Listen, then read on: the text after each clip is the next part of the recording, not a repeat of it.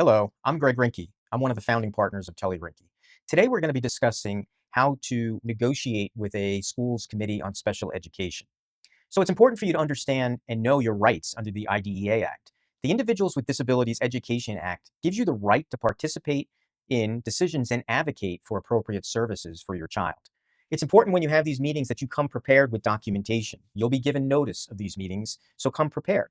Bring evaluations, doctor notes, IEP goals, progress reports. Organize everything so that you can pull it out quickly, because remember, these committees oftentimes do not have much time to spend with each case.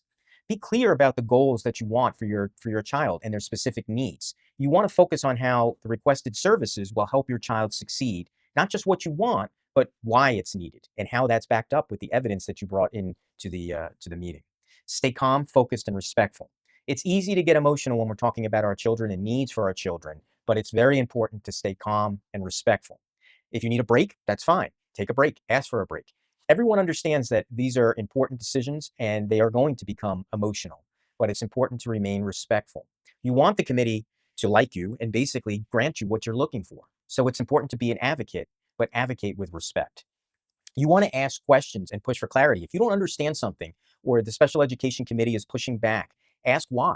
Find out the reason behind it. Is it the cost? Is it the services aren't available? Or how can we make those services available? Don't be afraid to request that discussions be put into writing. Request additional evaluations if needed.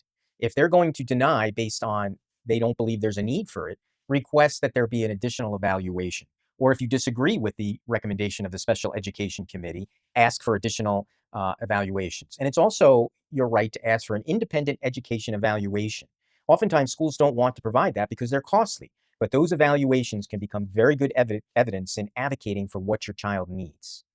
Parents are allowed to bring an attorney or an advocate or a support person to these meetings. This can help with note-taking, strategy, or just moral support. It's very important that someone is taking notes of what's occurring and what was discussed at the meeting. You don't have to accept everything on the spot. If you're unsure, ask to take the IEP home and review it before signing. You can also request to reconvene the meeting at a later date. Don't be pressured into agreeing to something that you may not really agree with or you don't fully understand. Follow up in writing. Summarize what was agreed upon and what the next steps are to clarify and ensure that all parties are on the same page. This will help create a paper trail if issues later come up. I often recommend that my clients summarize what occurred and what the next steps are in writing and send it by email. This way, there's no doubt that the committee received your communication. It's important when you're discussing issues with IEPs and special education committees to discuss this with an attorney so you understand your rights and you understand under the law what your child is entitled to.